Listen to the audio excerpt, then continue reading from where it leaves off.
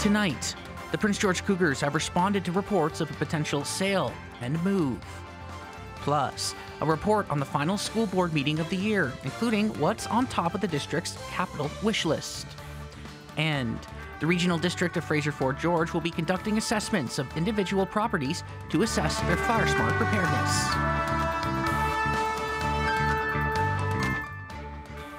Good evening, I'm Eddie Huband and welcome to CKPG News. Our top story, the Prince George Cougars have reacted to a recent report that claimed the team was for sale and could be moved. Anthony Correa spoke to the organization and one city councillor to get their thoughts and brings us more about this story. No, the team is not for sale. The Prince George Cougars are coming off a historic season with fan engagement at an all-time high. A seemingly bright future until a recent report that caught the community off guard, claiming the Prince George Cougars were for sale and possibly moving away from the Northern Capital. Something the organization clarified with fans, releasing a statement saying they remain committed to the community of Prince George. We have multiple shareholders and they have the right to see what the value is. And we have a single shareholder right now that's doing that. And that's fine, right? That doesn't mean they're going to sell. That doesn't mean that the team's going to sell. It's not the case. We have a group of owners that are extremely happy with the journey of the team over the last few years, and extremely proud of what we did last year as a group. And they're eager and they're excited to see what we have in store this year and then going forward after that. With the team looking to stay in Prince George for the foreseeable future, it's positive news for fans across northern BC and music to the ears of one city councillor who knows how important this team is to the community. From a city perspective, we're thrilled by that response, obviously, and like I say, we were really taken aback by the story, at least from my perspective, and realize, like I say, the importance to the city and for CN Centre. I mean, they are the major tenant for CN Centre, and CN Centre is a major asset for the city of Prince George. So from our perspective, it's great to hear the commitment and renewed commitment. As for the report, the Cougars hope it doesn't affect the progress on and off the ice that the team has made these past couple of years. This conversation about the team potentially being for sale with a move mixed in there is it's a massive distraction from what we've done. It's been a great last couple of years, and we're building momentum as an organization and giving the fans something to be proud of. And to throw this distraction in there, to maybe possibly hurt season membership sales or ticket sales or have doubts that we're going to be here long term, it's a shame. The team will open the season at the CN Centre, welcoming the Spokane Chiefs Friday, September 20th. Anthony Correa, CKPG News. SD57's final school board meeting of the year wrapped up last night, and one of the bigger points of discussion was the 5-year major capital plan to be submitted to the Ministry of Education and Childcare. Tommy Osborne has more now on what the school district hopes to have approved by the provincial government, which includes a new facility for D.P. Todd Secondary School. We have a number of schools that are under space concerns. This is the top priority for our high schools. D.P. Todd Secondary School has been at the top of the wish list for years for School District 57, as capacity concerns have been a growing issue as the community around it gets bigger. Although it's certainly still a functional building, we think that we could be doing better for students. It is kind of stretching at the seams because that area continues to have more growth in terms of population. 759 students currently attend D.P. Todd, and the 5-year major capital plan is asking the Ministry of Education and Childcare to approve either additions and renovations or a brand new school entirely to address these capacity concerns. It's not just capacity, though, as the building is also showing signs of aging, and a more modern design could greatly benefit students by creating a positive learning environment. There probably was a time when people thought having a window was a bit of a distraction, but I would say that science and other studies suggest today that it's really important to have that kind of connection for both biorhythm processes as well as feelings of positive mental health and engagement. The building is dated and would benefit from again either a very serious upgrade or a brand new building, because that kind of quality learning space is something that every student deserves. Also in the 5-year major capital plan are 3 elementary schools, Malaspina, Springwood, and Edgewood, and each of these schools is hoping that funding will be approved for 4 new classrooms, a multi-purpose classroom space, and a daycare space. These schools are also facing capacity concerns, but SD57 adds the addition of a daycare space could play a role in further helping communities, especially since childcare has become an increasingly growing need. Where are those students going to go? Do we have the capacity for them? And that's what these three asks are about, is to create a space, and these are beautiful modular spaces they're talking about, as well as the daycare. There's a societal expectation now that, really our schools can be utilized in, just much more than the 8:30 to 2:30 or 3 o'clock time frame. These are public buildings, they have great facilities, they often are really well designed, and if we can use them for extended hours to service our community, then all the better.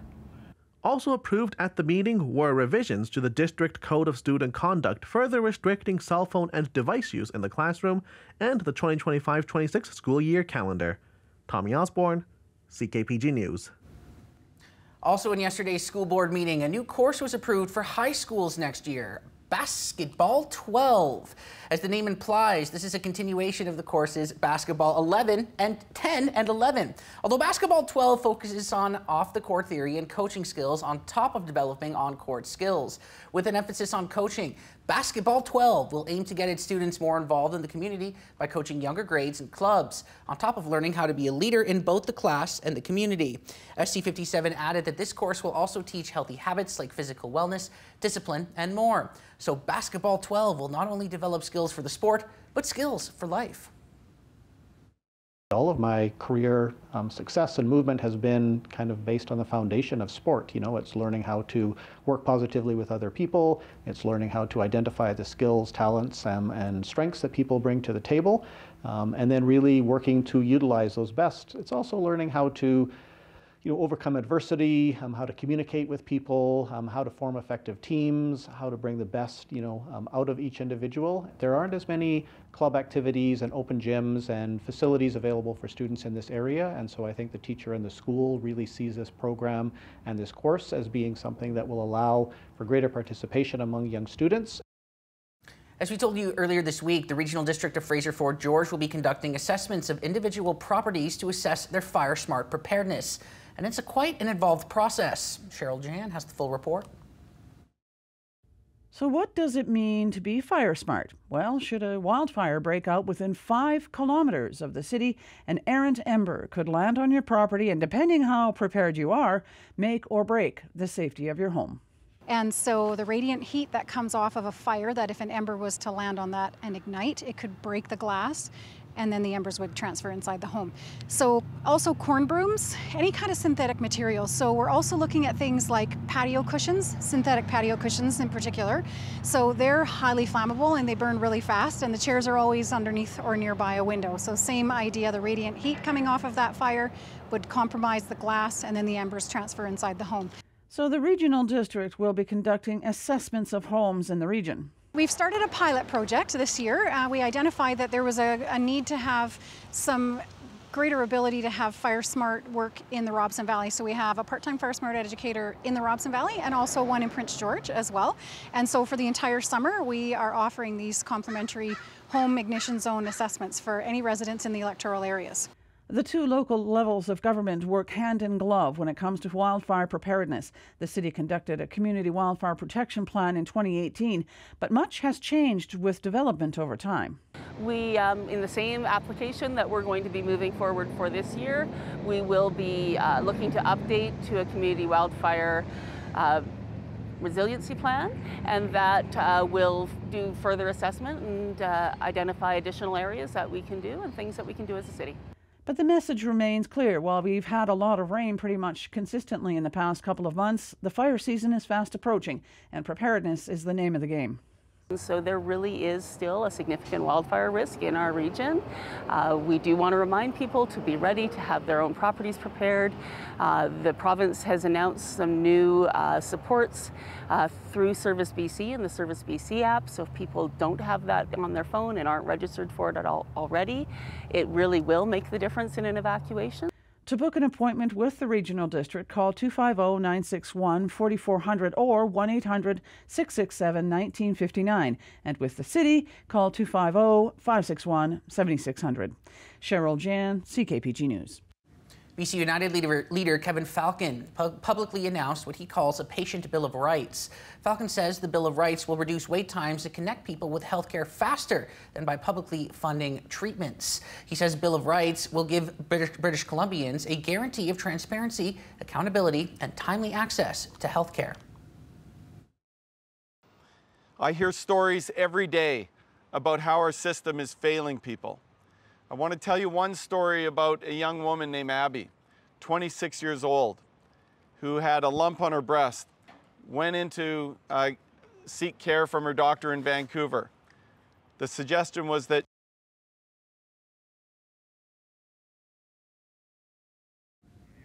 And apologies for the technical difficulties there. We will move on.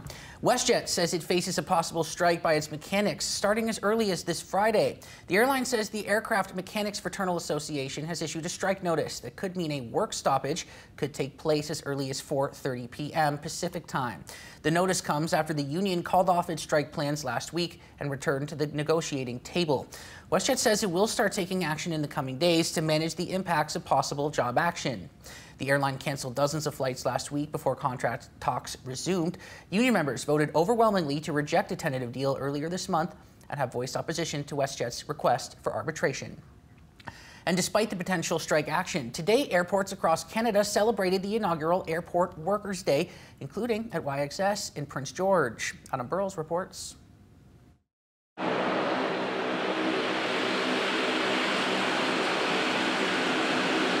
Airports are busy places, and it takes a lot to keep an airport running. And the Prince George Airport celebrated all the people that make the day-to-day operations of YXS possible on Wednesday with a community barbecue while showcasing new equipment and the new emergency response vehicle shelter. We just want to highlight and thank the good work that everybody at this airport does and everybody at airports all across Canada. This is one of 30 events that's going on today, just to highlight how important airport workers are to our aviation sector.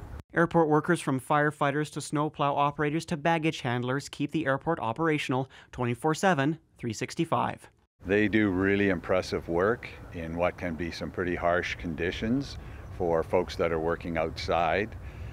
Whether you're talking about our staff for Prince George Airport Authority that maintain the runways and operating surfaces, and then all of the other folks that are here every day, day in and day out, making sure that people get to their destination safely and effectively. For the size of the Prince George Airport, it still takes a large number of people to keep things running.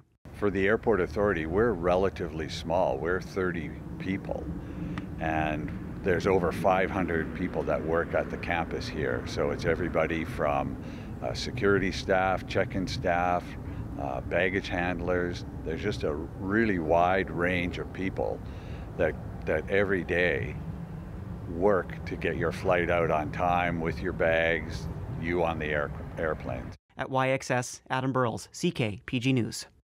Mounties need your help finding a wanted woman. Prince George RCMP say 25-year-old Angela Marcia Littlechild is wanted for 2 counts of break-and-enter, mischief, and possession of stolen property. She's 5'4", 110 pounds, with long blonde hair, hazel eyes, and multiple tattoos. On the right side of her chest, she has the word, "You only live with scars you choose," a Taurus zodiac on her left ankle, and a clock with roses on her left thigh. If you have any information, call the police or Crime Stoppers. 2023 was a good year for tourism in Prince George, and the details were brought forward to the City Council on Monday evening. Anna Burrows reporting once again. Since the COVID-19 pandemic began, tourism took a hit across the province and in Prince George, and in-person conferences and events were a big boost to tourism, but it took a while for those events to return to pre-COVID levels. The conference sector was kind of one of those last things to come back, and in 2023, a really good year for conferences in Prince George. So overall, great numbers in terms of visitation. The revenues generated from events and conferences in Prince George provide a wider economic impact, particularly when it comes to hotels. All those types of related revenues, and the one we like to talk about specifically, the hotel room tax, the MRDT, highest ever collected in Prince George in 2023. So really positives we're seeing there. Not only are hotel rooms higher capacity in terms of the occupancy, but also higher rates, which is just allowing them to collect more revenue. Carson says that the economic impacts from increased tourism in Prince George and the surrounding area could create a snowball effect. The more that's collected, the more in turn we have to spend into marketing, and can kind of be a bit of a snowball effect and continue to grow. So, I think that's great. That's great to see. It's good for us to see the viable options for hotels in Prince George as well. So, that's continuing to be a place where people are okay to invest money because they are being relatively successful here in Prince George. Carson says that another bright spot in 2023 for tourism Prince George was the decision to move the Visitor Information Centre to the Conference and Civic Centre. Adam Burrows, CKPG News. The Community Arts Council and Trinity United Prince George have released their Performing Arts series, set to kick off in the fall. The event has a taste for everyone, with everything from dance to jazz. And there's also something a little bit different this year. The Jeremy Ledbetter Trio is one of the performers at this year's event, performing at the Knox Performance Centre, but it is one of many in the range of performances. The Jeremy Ledbetter Trio to kick things off in September. World-class jazz pianist, world-class drummer, and an incredible bass player. Had the opportunity to listen to them a couple of years ago in Vancouver, and they will literally knock your socks off. So if you like jazz music at all, even if you're like jazz adjacent, that you don't want to miss that opening one. And the other one for me that's going to be a highlight of the fall part of our season is Ocelli. And things will be switched up a little bit this year compared to the inaugural year. The musical performances will be held here at the Knox Performance Centre, while the more physical performances like dance will take place at the Playhouse. So our more theatrical works are going to be at the Playhouse just because the venue is more suited to that space, that type of performance with the wing space and the backstage area. So our more theatrical pieces will be taking place at the Playhouse.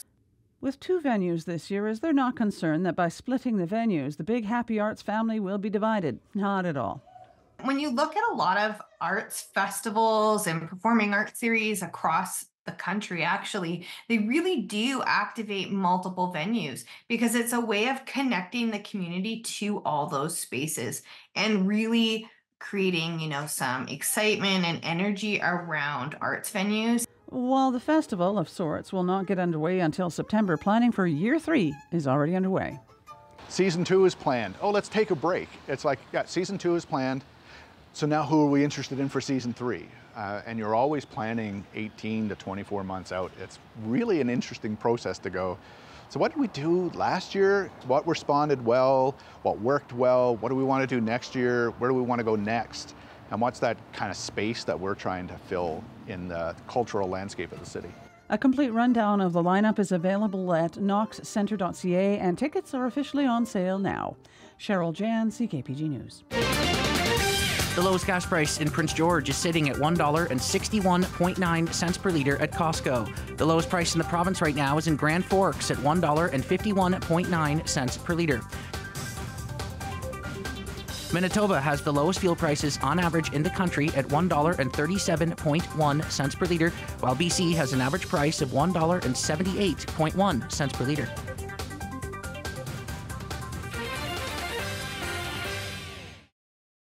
CKPG Sports is delivered by Domino's. Join the Domino's Lunch Club with 25% off all regular price pizzas every day. Visit domino's.ca to join the club. The UNBC men's soccer team has added to its roster once again this offseason. Liam Blair Murphy is the latest to commit to the T-Wolves. Blair Murphy is 6'2", and he will be a winger and striker for the Green and Gold. The soon-to-be graduate of Lambrick Park Secondary heads up north after wrapping up an 8-goal, 6-assist season for the Lambrick Park Lions. Blair Murphy also brings some club experience as well, suiting up for the Saanich Fusion. Another key piece to an impressive recruiting class for 2024 for T-Wolves head coach Steve Simonson. Special Olympics athletes traveled to Terrace to take part in the Special Olympics BC Regions 7 and 8 soccer regional qualifier this past weekend. The Prince George team was competing for the chance to advance to the next provincial games being held in Prince George in 2025. 10 athletes were excited to compete as they didn't get a lot of opportunities to play games against other teams or to travel. The team came home undefeated, winning both of their games, a great way to wrap up the season. It was my first tournament and I liked it. Playing with my team and stuff, that's pretty much all that matters. They had the opportunity to play Terrace and Prince Rupert in a tournament style, and they ended up winning, so that was super great for them. So our last practice for the season will be actually tomorrow, and it'll just be a fun one. We're inviting out the caregivers, parents, other volunteers, and we'll kind of have just a big scrimmage with all our athletes, because we do have about 20-25 athletes who do play soccer, so it should be a really good time. And yeah, if you were ever interested in checking out what Special Olympics is about, you can definitely come out to some practices and see what it is. So. Good evening again, everyone. We're in for more rain tonight and tomorrow, and then getting a break into our Friday. So it'll be pretty unsettled for the next little bit, but break in between systems for our Friday. Saturday will be mainly cloudy and then possibly some more precipitation, and I'll get to that in a second. But looking at this map here, our satellite, lots happening. We've got an upper low and a frontal system really swooping through most of the province, so there's lots of precipitation associated with that. Here's the futurecast, and again, risks of thunderstorms in many areas across the province today as we see this disturbance moving through, and then it moves on out into Friday, where we're left with maybe some sunshine, which is great news, before some more clouds ahead of another system coming through for the weekend. So we do have local amounts of about 10 to 15 millimeters falling tonight, another 5 to 10 tomorrow, and anticipating those northeast winds to be pretty gusty by tomorrow afternoon. So a really a different pattern for a couple of days. 19 degrees for our day tomorrow, so a bit cooler. 23 Fort St. John, pretty nice actually up in the Peace tomorrow. The southern interior will be a bit cooler and seeing some showers there. Same thing down through the south coast. It's a wet pattern right across our broadcast region, as you can see going into our Thursday. 17 Burns Lake. In fact, Burns Lake, as you'll see on the extended, lots of unsettled weather really for the next several days ahead. There won't be a lot of room for many dry days in there. 18 Vanderhoof, 19 Fort St. James. We're seeing temperatures around 18 down through Quesnel as well. And then a bit of a shift too as we move into Edmonton. Some of this system is pushing a little east, so you can see the drop in temperatures there with clouds and showers. 21 or even rain. 21 in Regina, and again more so showers there. 22 with sunshine Winnipeg. Further east, things are brightening up a little bit as well. So cloudy for most of our weekend, and likely Saturday night is when we'll have another potential chance for some precipitation, and that will go into Sunday as well. So some of our long weekend a bit unsettled, and depending on where you are, it could be a little more unsettled than some places, but it is going to warm up a little bit again for the weekend. We'll see that drop in temperature tomorrow, but then a bit of improvement by the end of the weekend here. But Burns Lake, as I mentioned moments ago, not a lot of hope for much sunshine in your forecast until early next week. Mackenzie, 10 tonight, rain tonight, and then a really cloudier day tomorrow. Maybe a few sunny breaks late day, and into Friday looks pretty good, warming up to 23 again, and then the temperature holds at the low 20s for the weekend, but very unsettled with lots of precipitation on the way. Showers in McBride, or really rain tapering off to showers and then back to rain again tomorrow. A much cooler pattern, 17 degrees for your day. Warmer on Friday, drier on Friday. Get out and enjoy it, because we're back to clouds and then showers or even rain and thunderstorms into Sunday. Quesnel, rain tonight and lots of it, and into tomorrow as well, especially the morning hours. That rain will continue, and then it'll taper off a little bit in the afternoon. You've got sunshine for Friday, Saturday for the most part, a little cloudier by Saturday afternoon just ahead of this system here, and then Canada Day looks pretty dry, which is good news, and same for us. So we've got some hope in the forecast, but a very back and forth weather trend.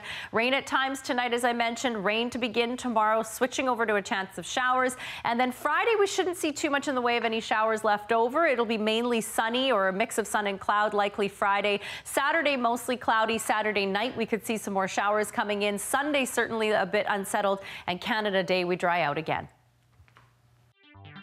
The TSX is up 5 points to close at 21,793. The Dow Jones is up 16 points to close at 39,128. And Canfor went up 26 cents to close at $14.69. CKPG Sports is delivered by Domino's. Join the Domino's Lunch Club with 25% off all regular price pizzas every day. Visit domino's.ca to join the club. Canada squared off against Peru yesterday afternoon, in the second match of the 2024 Copa Americas tournament. And it was a historic win for Canada. They came away with a 1-0 victory. Jonathan David credited with the goal in the 74th minute. It's the first time in 24 years the country has beaten a South American opponent, and their first ever win in the Copa Americas. With the victory, Canada now sits second in Group A, needing only a tie against Chile to advance to the knockout stage. That match takes place on Saturday. Now the goal that put Canada ahead of Peru. He pushes the ball forward towards Jacob Schaffelberg. Schaffelberg in towards Jonathan David. It's David for Canada! Jonathan David on his 50th cap gives Canada the lead.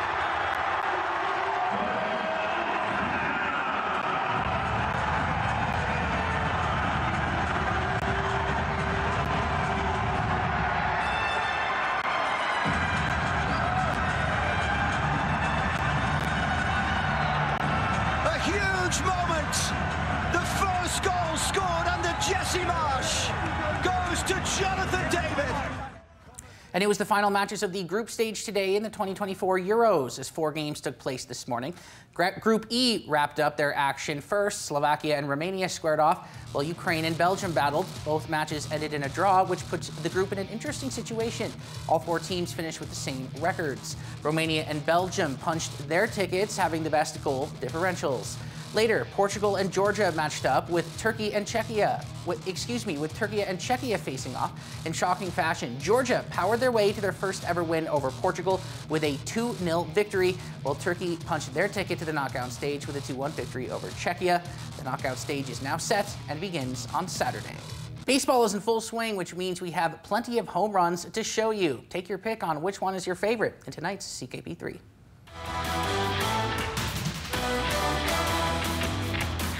We begin with history for Shohei. These guys playing a lot of their careers in the American League. There's a curve that's sent in the air to right field. Pham to the track, to the wall. A leaping drive, but it's gone. Shohei Ohtani leads off the game with a home run. He goes back to make sure he touched first. He was all discombobulated. He carried the bat all the way around first base. Said, I don't need this anymore. I do need to touch the bag. And I just hit my 24th home run. Don't forget to touch first base, big guy. His 9th straight game with a run batted in, tied for first in LA Dodgers history. Next, Gunnar goes deep. Henderson destroys it. Right center field. Gunnar Henderson. That ball is out of here. In the blink of an eye, it's number 25. That ball was smacked out of Camden Yards as Gunnar Henderson continues his breakout season, second in home runs in all of baseball. And now to the guy that's first. High fly ball, right center. Bader back on the track at the wall. See ya! A grand slam! The ball kept carrying. We got a ball game. Aaron Judge's 29th home run of the year is a grand salami in the Subway Series. Despite losing the game, he's still on a tear and also takes top spot in tonight's CKP3. That wraps things up tonight, folks. Thanks for joining us. As always, we will see you tomorrow. Have a great night.